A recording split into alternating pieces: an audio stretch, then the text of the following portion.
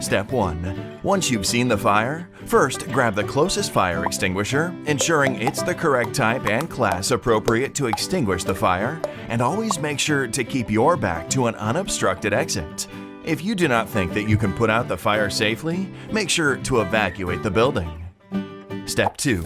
Once you have your fire extinguisher, stand 6 to 8 feet away from the fire.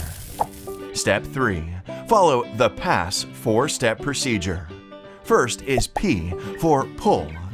Pulling the pin unlocks the operating lever and allows you to discharge the extinguisher. Next is A for aim. Make sure to aim the extinguisher nozzle or hose at the base of the fire. The first S is squeeze. Squeeze the lever. This discharges the extinguishing agent. Releasing the lever will stop the discharge. The second S is for sweep. While discharging the extinguisher, start moving towards the fire. Keep the extinguisher aimed at the base of the fire and sweep back and forth until the flames appear to be out.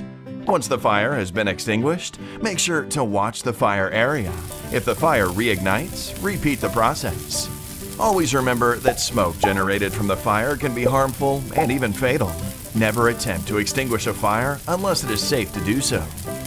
Now to recap the PASS 4-step procedure. P is for pull the pin. A is for aim the nozzle. The first S is for squeeze the lever. And the second S is for sweep.